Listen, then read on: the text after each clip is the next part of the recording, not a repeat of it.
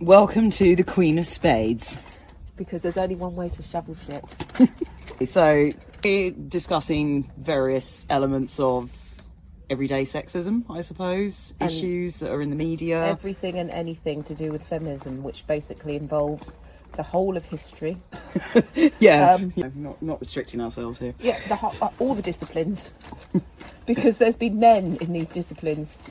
I think just realistically though, we're just a couple of middle-aged, white privileged women who are just getting annoyed on a daily basis with everything, and we just feel like ranting, and generally everything we're annoyed with seems to come back to issues of feminism. Yeah. I think I should also add here, I'm trying to light a cigarette. We will be doing this regularly throughout this podcast. So this is for 18s only, so it traumatises children to smoke. And you've got my fucking lighter, I didn't know.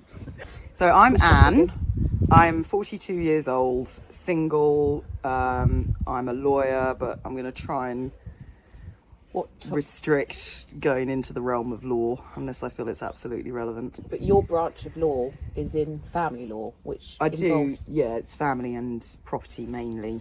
But yeah, I'm not here to kind of advertise myself. I'm Jules, and I have two daughters, and I'm unashamedly not married. Yeah. And going to stay that way. So, and I'm co-parenting. So. And your partner is trans. And co-parent is trans, male to female. Yeah, by the way, I should also add we have chickens in the background. It's not like weird noises. We've got lots of cocks. But you know, it's quite funny. Everyone's I like how your cocks are out, but your chickens are penned in. You know, it's not. You know. No, can I give the cognitive dissonance here? Okay. The cockerels sadly are going to have a lovely life, but they are going to have a shortened life. The hens are going to be able to live the rest of their days. Misandrous bitch. I'm a misandrous chicken owner. All right. Always the men who have to get sacrificed. I can hear it all now. But my hens, I just want to say something. I have kept my cocks out of the hen hutch. I don't like seeing my hens raped. And the cockerels are quite happy, and they have no clue what's coming to them. Yeah. Ignorance is bliss in the male world. Mm. In fact, that's the point. How did we get this far? Because certain historians would say women circumvented patriarchy, certain noble women. So you've got a lot of women in the history, like Diane de Poitiers, Agnes Sorel, the French mistresses. They all had lovely lives, according to the historians. Well, of some of them. Define what's a lovely life. Well, in the context of where they were, they had their land, their houses, their security. I mean, Diane de Poitiers. Is this gifted? Is this a gift of generosity by the males in their lives? Well, this is what I'm saying, that they were women navigating through extreme misogyny, and they had to do it the best way they could. But this is rooted in European patriarchy, and this is where Angela Saini comes in. She's just written a book saying the fathers of the patriarchy. She believes that it was European colonialism where it started. So it began with sectioning off agricultural land, and then you had property, then you had marriage, religion. It all comes in around 5,000 years ago. The intellectualisation of subjecting women. I think religion has a lot to answer for in inequality. Absolutely. And specifically the monotheistic religions like Christianity. If you look at Christianity, God is male and men are made in God's image. And I think that there is, and I'm going to use this word, I think there is a certain level of narcissism in Christianity for men. You know, God created the earth, God created all the animals on the earth for man. If you look at other religions, and you look at Greek mythology, you had lots of different gods and goddesses, and they represented the different facets of humans. And you had the goddess of war, you had Athene, you had Hera, who was the wife of Zeus, but she was someone formidable in her own right. And then you come to Christianity, and suddenly you're a rib. To me, this whole idea of women covering themselves up, women being sort of physically inferior, and this making women chattels or possessions of men has very much come about with Christianity. Yeah. And chivalry as well. It was part of the chivalrous message, wasn't it? That women should feel ashamed of themselves. Women should cover up, and sexuality is a bad thing. I know that goes across all of men and women in Christianity, and I think is it in Islam where men should also abstain unless they're married. But generally in practice, particularly Western cultures, and up until the 19th, 20th centuries, men could commit adultery. That was not a ground for divorce. Oh yeah, in for the women. medieval times. It had to be aggravated. You know, but sometimes there were some women, as I say, who did circumnavigate it, and there were, like, look at Boudica, you know. But that's what I'm saying. It's sort of pre-Christian. As soon as Christianity got involved, then women were shamed more than anything. Oh yes. You know, and yes. cultural shaming, as we know these days in social media, can actually carry a greater force and have a greater impact on getting people to behave in a certain way than punitive law can. Yes. And if women... People fear embarrassment more than they fear punishment. Yes, yeah. And that, I think, is how it's worked, you know, against women for a long time, Yeah. is to make women feel ashamed. I mean, I remember back in the 2000s when I was at college, you know, we discussed things such as feminism in jurisprudence and the theory of law, and autonomy versus authority and the role of pornography and things like this. And if you know, these days it's a given that pornography is harmful. Back then I was arguing this. I was laughed at. And if other women agreed with me, everything had to be prefaced by this disclaimer of, oh, I'm not a feminist, but feminism was a very dirty word.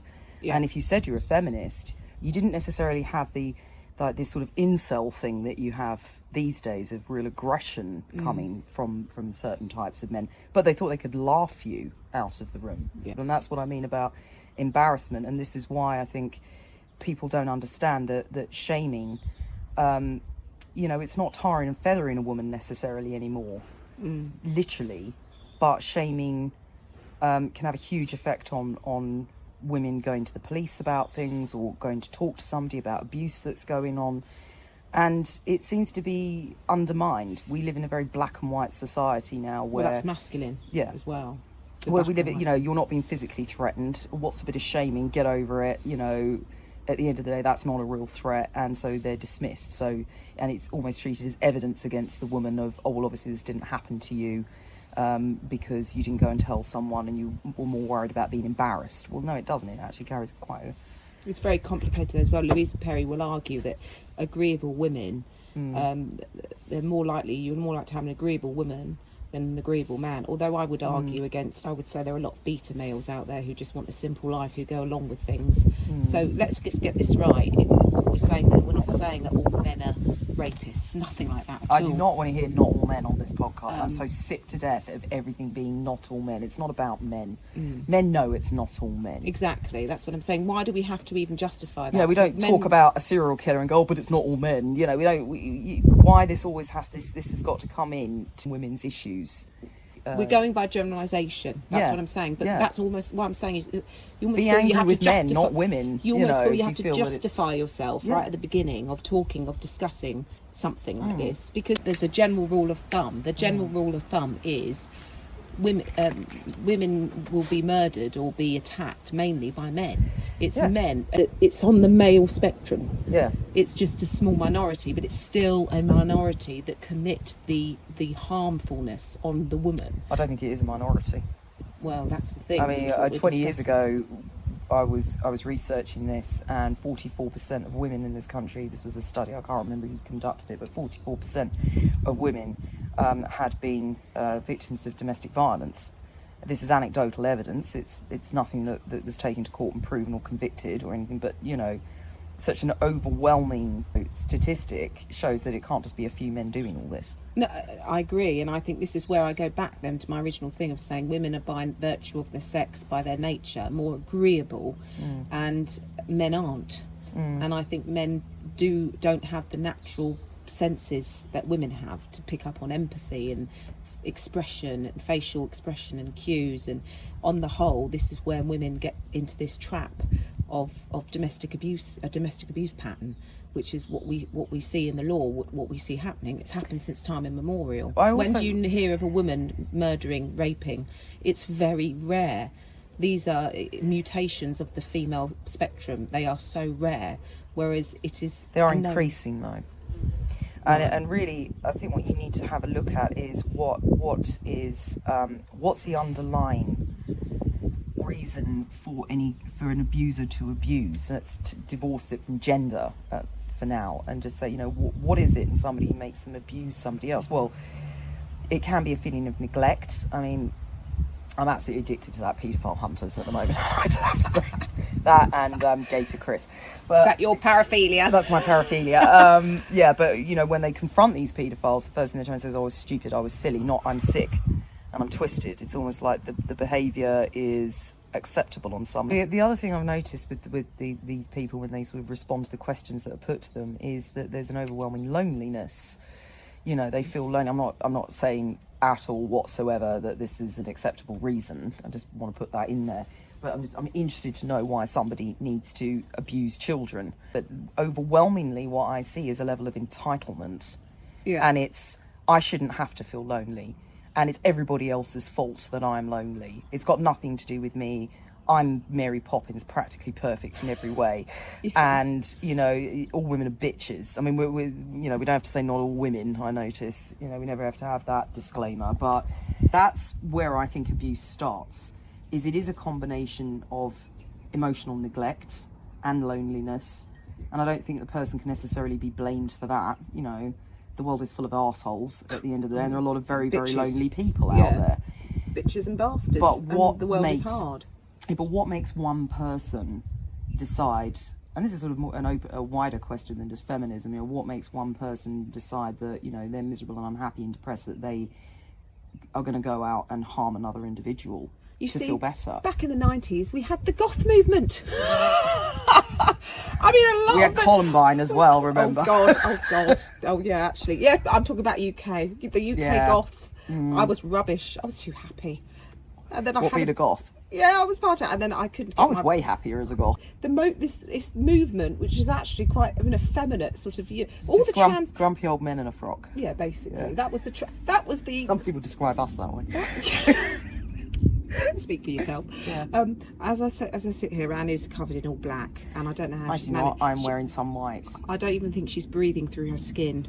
I mean, I don't know how she's managing. I don't breathe through my skin. I sweat through my skin. She's sweating through her skin. She's breathing through nicotine. Yeah, I breathe through she's quite happy, but in her natural environment. But no, going back to the goth movement, I remember going into these clubs, and I remember thinking, these men are like women. You know, this was like the peacock Edgar Allan Poe movement. It was almost pre-trans.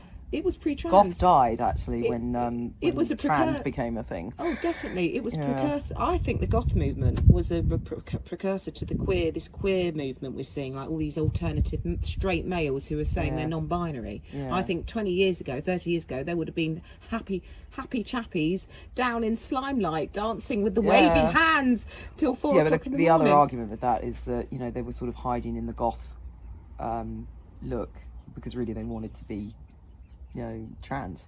But isn't that every goth was the closest they could get to you could argue feeling acceptable, which again goes back to the whole thing of shaming. But that was the culture. You can argue that's culture, isn't there's nothing more shaming than a goth, to be honest. I mean, God, you weren't goth enough to be goth. Everything was always. Oh yes. You know, and are you a black metaler or are you goth? There was even subgroups of it. God, the subgenres. But that's the whole point. That was our trans movement of the night. That's where people. But the difference in the massive difference here is it wasn't politicised. No, it wasn't. We didn't politicise it. We weren't we were just expressing ourselves, and we didn't So what I'm asking is, where did this politicisation and why and how did this mutate into wanting rights, and whereby you erode women's rights? Because we weren't. I could see the thing was the goth movement really it started probably even in the 60s with, I think, Tiny Tim had elements of it, you know, and then in the sort of early 80s with the new wave, it wasn't so commercialized. You know, you didn't have people going around wearing corpse paint and all that back then, but that the music, I think, really went off in the 80s and then the 90s, and then you started getting bands like Cradle of Filth, Dimmy Borgir, when it was all about the look. But yet again, these were all men. There's still misogyny. Well, it still is. But it was a lot more equal. You know, both sort of men and women, it was quite androgynous, like you say. And there wasn't really sort of a dress code as such, other than you just had to be miserable and wear white face paint and have black hair. I remember... But men and women, I'm saying, didn't have separate dress codes. But the music scene was incredibly misogynistic. And I was a young guitarist. I played drums, and I remember feeling...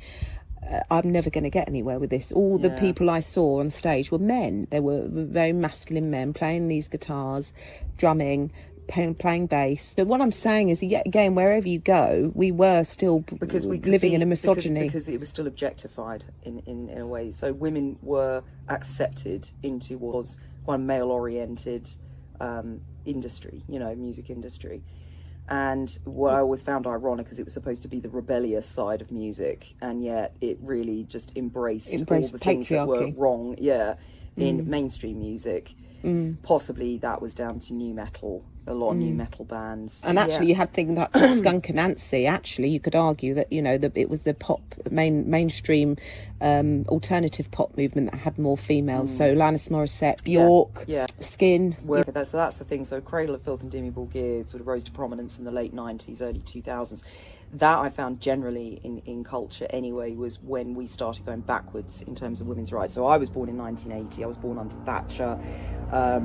We had programs around Dynasty with Alexis Colvin, which I know was really superficial, but on the other hand I was used to seeing sort of power women, the shoulder pads and all that. Oh no, get away from her, you bitch. Ripley. Ripley. We had all that, Glenn Close in Fatal Attraction. The Bunny Boilers. The Bunny Boilers. So we had quite strong women, and then suddenly in the 2000s, it was the whole Britney Spears, even the Spice Girls, to be honest. This ladette girl power. We moved away from being women back to girls. And it became sexual objectification was absolutely rife in the 2000s. That was when we were getting things like Zoo Nuts, Loaded, exactly. And women really were objectified. The 90s was very androgynous for women, and suddenly you got into the 2000s and it was all. But remember, we had anorexia. We had a lot of anorexia as well, where we didn't have this embracing of shapes and bodies like we do now. Oh God, no! But it got worse in the 2000s, and suddenly we sort of had the rise of the nerd. I just want to say this because you had your films like There's Something About Mary, and women were like Cameron Diaz, who were beautiful, very slim, and then you had the men. Suddenly went into like Adam Sandler's, Ben Stiller's, Will Ferrell. We lost the action hero men, the steroid pumped men of the 80s. And men were allowed to sort of say, look, I don't have to be body beautiful to to be a love interest, but that never happened for women.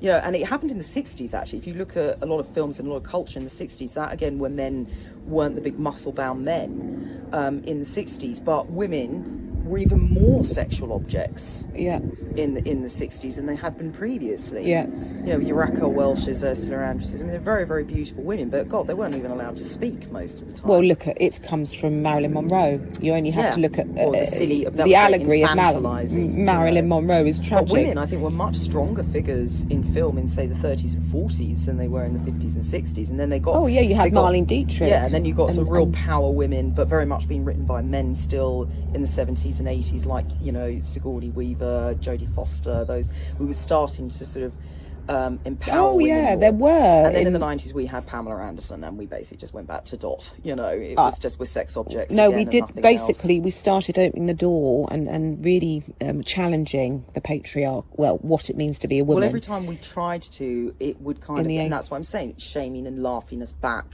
into our role as sexual object, but sex objects really started in the 60s, which happened to coincide with the women's liberation movement. So every time women want to move towards equal pay, equal rights, then suddenly there becomes greater emphasis in the media on our looks and divorcing us from any kind of personality. And that obviously, we've always had pornography, we've always objectified women in some way, but it seemed to accelerate with a vengeance in the 60s and 70s. Well, the porn, but this is the advent of the porn industry. This is what we're talking about. And obviously, you've porn got to take from into underground account to overground. This is the thing. You've also got to take into account advances in technology. Then video in the 80s. The so pill, what happened abortion. was liberal feminism is starting to cook in the oven here. This is what you're talking about. It's what Louise Perry talks about, which is the advent of the sexual revolution, and I say that with inverted commas. Well, this is where I depart very much from 70s feminists, because they cling to this, because that was their time, their issues were different from ours, where they see the sexualization of women as liberating. I do not. I agree with you. Because we are the generation who's grown up with the fallout of that, and I do understand where 70s feminists are coming from, in that it was twisted and exploited, and we didn't go far enough with it because men kept the reins on it. Men then saw their role as they pimped us through equality. men actually I think men saw an opening for them to exploit women via the ruse of equality. Yeah. And that's where we went wrong. What does equality do for me? I will let you have your equality provided I pay off in some way, usually through money. I mean, you know, a beautiful woman can make a lot of money for men. But you know, it's like women are always bartering their rights. So you can have your equal rights in the workplace, but you know what? You are literally going to be nothing but my fuck toy. Yeah, absolutely. And now, can you have sex like a man, please? Yeah. That sort of thing. Yeah. It's exploiting. Yeah. It's taking what the feminists were trying to do, which was say that there's a difference. What I don't understand though is that your feminists, you know, that sort of those second wave feminists like Germaine Greer agree. I've read her books. I read The Female Eunuch, and I've read the sequel to that, which, you know, the name escapes me. And she does agree with that. She does say, you know, because I read a book, I think it was written Female in the late Eunuch. 90s. No, it was the second Whole one. Woman. The Whole Woman, that was it.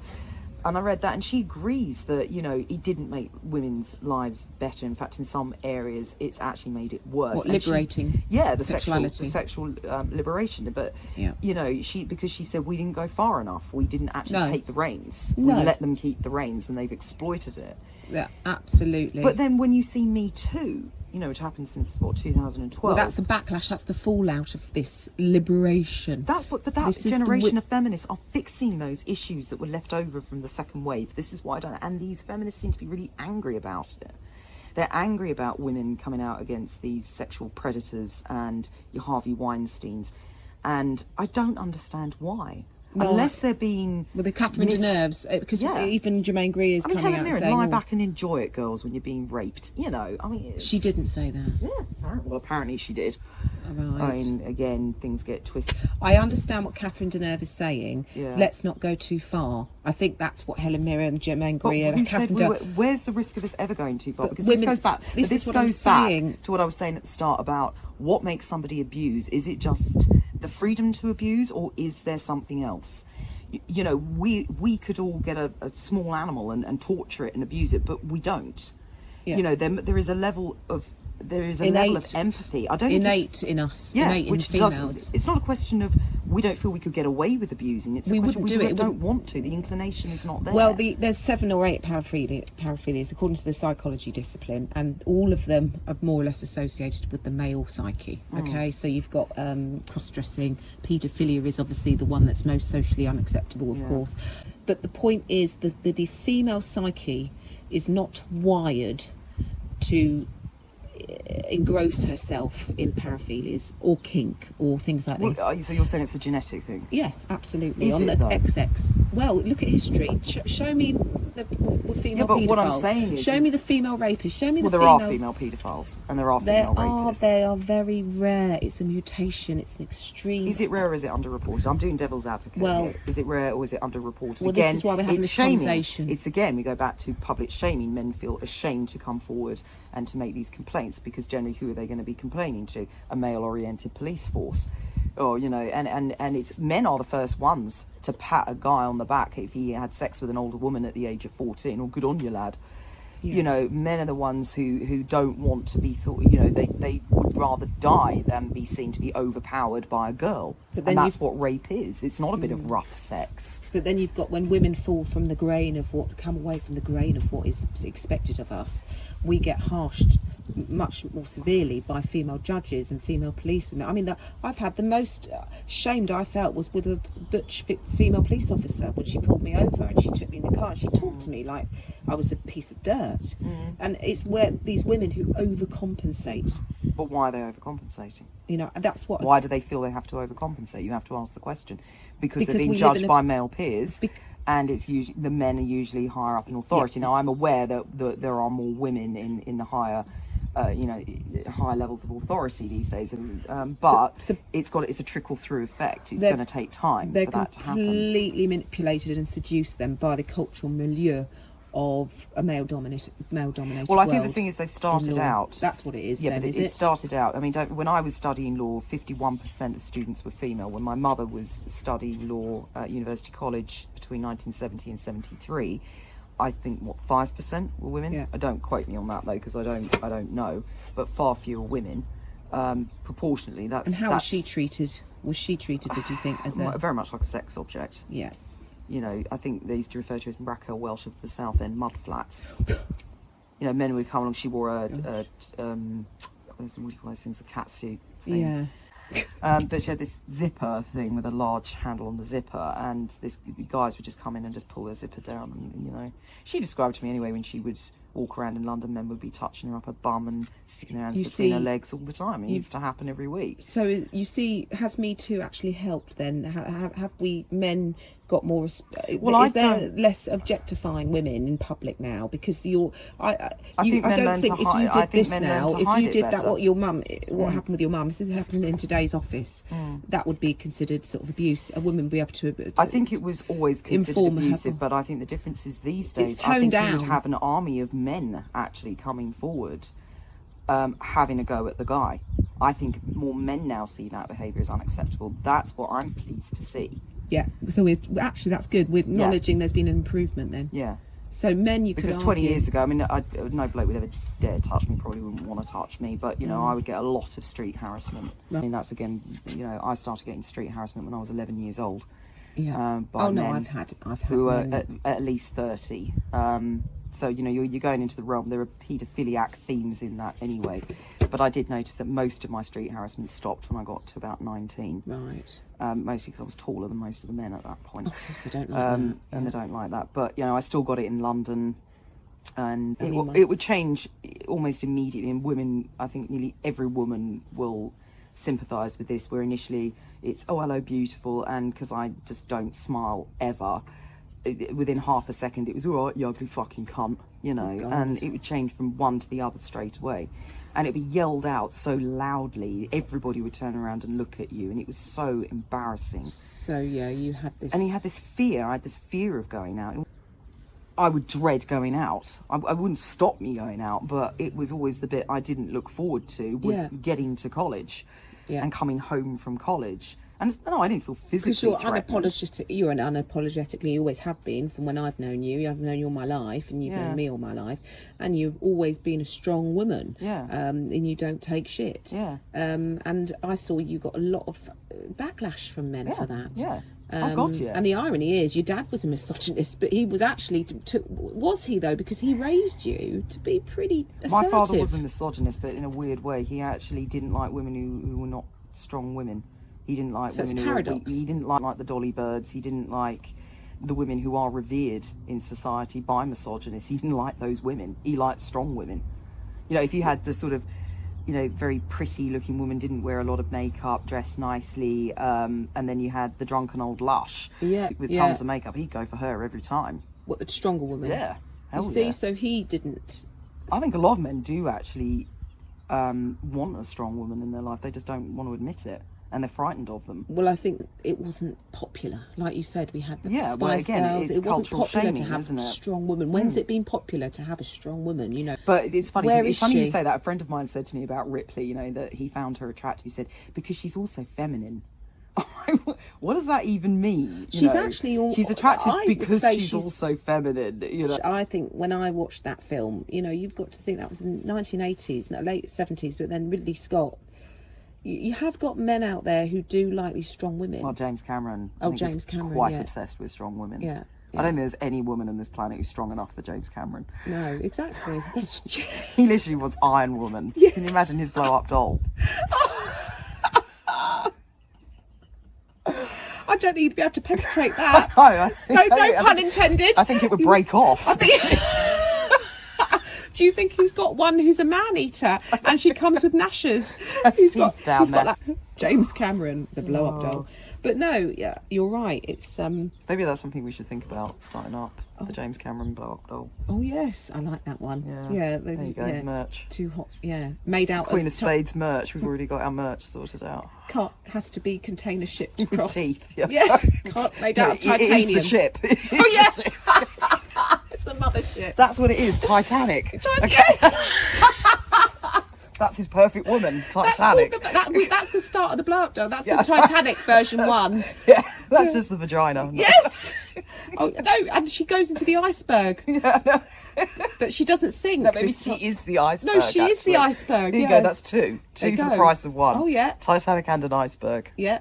So you can say that actually there has to be men out there who are ultimately feminists to allow. Oh, there are loads of feminist men out there, and they get so much shit for their views. Yeah. You know, and they feel that there is, you know, a much greater ability now to voice their views than there was before. You know, But you've got to be careful. Now, there's two types of feminist men. Let's discuss this. This is another thing. I'm not talking about fake feminists who just want to get their No, dick I'm in. talking about the men who go, oh, porn. I think porn's brilliant for women, Yeah, that's not a because they feminist want man. to access it. Yeah. A feminist man, to me, really acknowledges in a very deep, empathic way the difference between the sexes, and he acknowledges that there is a difference. He acknowledges that we're not the same. We're different, and he can adapt his behaviour accordingly, and he has true empathy.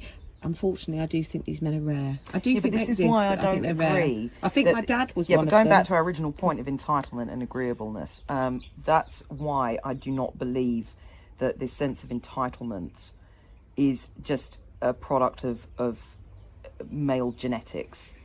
I'm sorry, but you again, can get recently, entitlement on both sexes. oh God, yeah, Massively. Look, we're in the age of entitlement, yeah. some would argue. Well, We're in- I actually would we're- like to discuss that in another topic about the rise of Individualism. female narcissism, actually. Yeah, well, we'll get because to I'm that. seeing that a lot. And Are I you? think that would probably be 2 podcasts worth. Right. But, So you're seeing a growth in that. yeah, I mean, entitlement is an integral part of narcissism. But the thing is, we've got to assume that if there's a growth in female narcissism, we could sure as hell be a growth in male narcissism. I think as it's well. there, to be fair. I mean, I think So there what's is happening? a cultural male narcissism. I think that is the problem, and I think that is the reason why, we look at 44% of women being victims of abuse in their lives, because there must be by default a form of cultural male narcissism.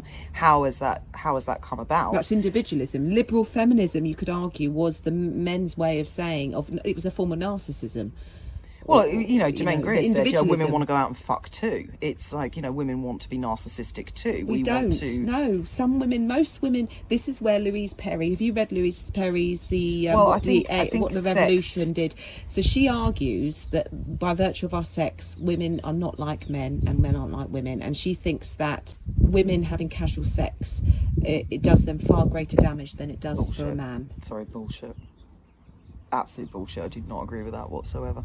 Well, Sex is sex. I think sex is very... No, what she's saying is for pregnancy reason, STDs. Oh, the practicalities. Using practicalities. Use a rubber then. That's what she's saying, and what men now doing throttle sex, violence, women Well, are no, I agree being with that. I mean, the Christ, throttle. Well, no, she's saying as a men general, over the we last need to year be being like aware. that. Yeah. She's saying that liberal feminism, a lot of women have been trying to fuck like men, be like men, act like men, and it's done them a disservice. That's her argument. That again is agreeableness that you're talking about. That is She's saying that women, very highly agreeable women, men can get them in the That's the sack. pick Men are me. basically able to get them in the sack quicker. Whereas they're when you not. had the virtues of I can no attest that is not true. right. But no, yes, but you've got to try and use your compassion and empathy here. That not many women. My what? Not exactly. Not many women are happy to just punch a man in the face and say fuck off. All right. Can I please add that I do No, not I go know you around don't doing punch that. men, but what That I'm is saying not is my, a lot of women my are hobby. not Not like anymore. you. A lot of women, sadly, unfortunately, massive unfortunately, do not have the balls you have. You sound like Richard I'm now. subject. I know. I'm being a bloody misogynist in disguise are. now. No, what I mean is, Yeah, all right. I'll put this in layman terms. Not as many women are as assertive as you and as articulate as you. Okay, and they get themselves in a sticky wicket, quite literally. Yeah, but that's what I'm saying is it's not as though I don't fear a good hiding. I'm not naive about it. I don't just mouth off because I think there are going to be no consequences. I do it knowing there will be consequences, but I still do it. But the thing is, I wasn't always like this. Yeah. And I would tell men now to fuck off, and I think most middle-aged women would. Everything is about sex except sex. Sex is about power. Yeah. And going back to what you were saying, this woman saying that casual sex is bad for women, that's because... Well, she doesn't say it's bad. She just says women need to really rethink how they're going about liberal feminism, we need to really maybe question whether it's doing a service for women or a disservice. And she is behaving like a man and having casual sex like a man. Good for women. Why is that like a man? This is what I'm talking about. It's not like a man. Women sometimes, this is what Jermaine Greer was saying, women just want to go out and fuck. Sometimes you meet somebody, you like them, and you just want to have sex with them, and that's it. Well, it's nothing. that's It doesn't have to be fine. anything nasty about it. This is the But problem. we need to be aware that women's bodies are different. They can get pregnant. We're now seeing a lot of women come off the yeah, pill. you know, but women there can are get choices. HPV. Yeah, but men have used our fertility to control our sexuality for generations. Let's not keep going down that old chestnut route of, Right. oh, women, you can't go around and be promiscuous because you might get pregnant. No. Oh, fuck off. No. You know, I've managed to avoid it. There are other women who've managed to avoid it. It is possible. I'm not saying, I'm saying we just need to, there are women out there, I feel, who are consciously trying, overcompensating. Again, we go to this overcompensation. Well, maybe that's the wrong presumption. Yeah, I understand what you're saying. I mean, Just I got to know be women. careful. I know women who are obsessed with their own level of attractiveness and their sexuality, and they need to have male attention all the time. And that again comes into narcissism, which I want to discuss another time, because I actually think a lot of women who are diagnosed BPD actually have narcissism. But what I'm saying is that there are women who are, you know, using their bodies to fulfill an emotional and a narcissistic need, and end up having a lot of sexual partners. Well, women having, you know, the rise in promiscuity in women is not, I think, to necessarily overcompensate. I think there are women who need to feel attractive a lot to fulfill either an emotional need or a very superficial egotistical need, and they are having sex and saying that they love sex and they enjoy sex, and most of the time they don't. They're having the man's sex for the man because they want approval from men. They want a man they want to feel desirable, and they want a man to make them feel desirable. That's what she talks about in the book. But that's not all women. I can tell you. Oh my God, I can't believe I just used that phrase. I said I'm not using that phrase. But what I'm saying is that women are capable of enjoying the act of sex. Of course. And I do. I enjoy sex. I didn't always enjoy sex. I haven't enjoyed sex with every man I've had sex with, but you know, there are times where I've had sex and I've almost fallen in love with the sex, and I've become quite obsessed with that sexual partner because the sex was so good. But if I was actually on my own with him and he said, we're not going to have sex now, we're going to go through a phase of courtship or something, I'd be like, what the fuck? What's the point? But you have an attachment. You formed. I don't have an attachment to him. No. To his dick. There are perfect dicks out there, by the way. Like a perfect lock and a perfect key. But Is it like the perfect for years, I didn't like imperfectly sex. perfect, like buying a banana from Tesco's? No, Well, I don't know. It depends. The wonky Now we've pears. left Europe, we can have wonky fruit now. Oh, can't there we? you go. Now I've got wonky pears. Yeah, But yeah, one good thing of Brexit. Oh, I know. So yeah, what I'm saying is that, you know, we are sexual beings. We enjoy sex, and sex can be, you know, it can be intoxicating to a woman. Just the act of sex. It's not the man, it's the sex. Don't get me wrong.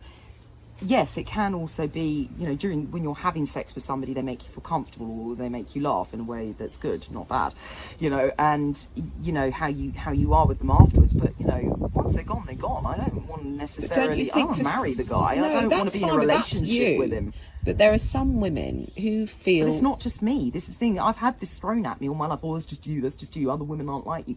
Yes, they are. There are a lot of women out there. Of course there are. I'm not saying you know, it's aren't. like my friend, the one who was saying about Ripley being feminine. You know, he was saying, oh, you know, other women aren't like you. Women don't go for looks. I mean, God, the amount of times I had to hear this. Women aren't interested in, or they're not as interested in looks. You know, and then obviously the incel argument is women are only interested in money, which is bullshit. I'm sorry. Yes, there are women out there who want to snare a man with a big fat wallet. I've hardly ever met women like that. You know, that's not the primary. It's the mail order bride. What trope, I find with isn't it? women is it's the same with men. They want to feel loved by someone, and that's what people are looking for in a partner. Yeah. And depending on your level of self-esteem, you know, some people have higher standards than others in what they're looking for in partners. Standards is probably the wrong word, but it's just for ease. So then when some women will not go out with men who are below a certain height. Some women won't go out with men who don't look a certain way. Where do you draw the line between emotional loyalty or love, and then to polyamory? Well, love is a whole other podcast. Polyamory, I don't believe in it. Or where women say, people who say, love is not a zero-sum game. You can be in love with more than one person. Yeah, well, I don't agree with that. Which is a form of family to me. That's basically someone saying possibly. No, I don't agree with that. You have attachments. I think you can be. Can you have an attachment more than one person, basically, an emotional attachment? I think there are different types of love for men and women, and how does it work? Well, you can love your mum and you can love your child. But if you sit there and say, "Oh, my sexual partners," I'm sorry, I'm going to say this. I don't actually believe it is love. I think it's need. I think it's a need that's driven again by shaming, culture, expectation, enterprise. Yeah, and I think that people need people to meet something, whether it is economic need, growth, or it could just be they want to have a family. I mean, I think we both know a certain person who literally was like, just want to have kids. Yeah. A lot of women have this thing, they want to be married and settle down by 30 because they think their eggs are all going to fall out by that age. Yeah. And then life will be over for them. Oh, yeah, they'll be barren and they'll be, Yeah. They want to just... Like I said, sometimes it could just be that, particularly the sort of Disney princess type. But that's the thing, you get the Britney Spears type, where they just got to have a boyfriend because they think it's sad. It looks sad to be single. The extreme protective mother mode, and yes, we do know. You can argue that borders or teeters on the edge of what I would call neurotic narcissism, where this extreme, all-encompassing protection of enveloping the role of the mother, the all-encompassing altruistic mother who puts everyone else before herself, but then she wants to make sure other women do that. And if you don't, from that, you're a heretic. You're a whore. You're selfish. Selfish. The amount of times I've been called into question because heaven forbid, I've wanted a night off and out. Yeah. I've been made shamed massively by family. I'm not going to go into detail, but I've been made to feel guilty. This is the word, very guilty. That my job is the mother. I chose to have children, and I should be with my children 24/7. But what about women who take on that role and they think it's their responsibility to do all the child rearing? Well, I don't, by the way. I believe it. I think women shared. get lumbered with it. I don't think women have any choice in child rearing at all. You see, and again, that's down to shaming. It's very difficult for me to get into this other world because I have come from a world where I had a father, as you know, you knew him, who was more like the nonna. He's Italian. We might add he was Italian. Yeah, he was Italian. Yeah. Short. Yeah. Very sort of effeminate, but very masculine, but also very feminine. He was always cooking. Always cooking. Yeah. Always feeding. Yeah. Loving to feed. And your mum was kind of the host. She'd be at the table, sort of chatting to everybody, talking to everybody, holding court. Yeah. And your dad would be pottering around in the kitchen, making feeding sure everyone. He was like the slave, really. Well, do you remember when when I came around and we got pissed on gin when we were about 15 and I passed out and your mum was really shouting at me and your dad was like got me tucked up in bed, got me like a cup of tea, made sure I was okay. You're a hand. You want a roast, Anne? Yeah. You want a 200 potatoes, Anne? Funny, I've just come out of a coma. A roast would be lovely. Thank you, G. Yeah. But he had this real maternal streak, didn't he? But then you said something very interesting to me. Very much adopted the Catholicist view of the mother, the madre. It was very, women are sacred, I think, for some Italian men. They love their mums, My dad but then he always said, women are strong in a domestic role only, though. I find. But my dad did this. Same in Ireland. My grandfather was Irish. Catholic, and although he loved, I love my granddad. He and my mum are the two people in the world I absolutely adore. But my God, I would not have wanted to be married to him. No. He was the perfect granddad, but he kept my nan short of money. He was very misogynistic. They had 4 children, typical Irish Catholic, and housework was women's work. But at the same time, my mum was the first person in her family to go to university. She studied law, and he was very proud of that. And he always, but she had to do it around her chores. Oh yeah. And when my uncle, who was 14, wanted to drink, and my grandmother had just gotten home and slumped in a chair, was absolutely tired, and he was nagging her to get him a drink, my mum said to him, "Go and get your own bloody drink. You're 14." And my granddad said, 3 women in the bloody house, and a man's got to go and get his own drink. This is what's happening. This was the dichotomy, I think, between and they're really wondering why the birth rates drop. You know, carrying this thing, breastfeed, all this stuff, and not even be valued for it, not even go out and have the community support. I just don't have the time to breed. That's the Yeah. problem. You know, I'm running a business at the moment all by myself practically, and I'm working 70-hour weeks. When the hell am I going to get the time to have a baby? Well, exactly. You're almost seen as like a man, you know. Well, doing this is it. I need a wife. You need a what you need, Anne? You need a.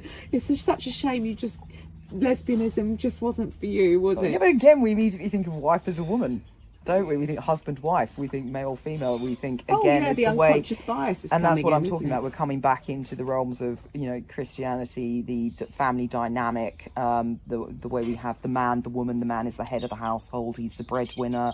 You know, and really, in reality, we're being like sexist. But saying you're like a man, but you're not. You're not a man at all. No, you that's are what I mean. a strong woman. Look, but I think the trouble is women are too bloody busy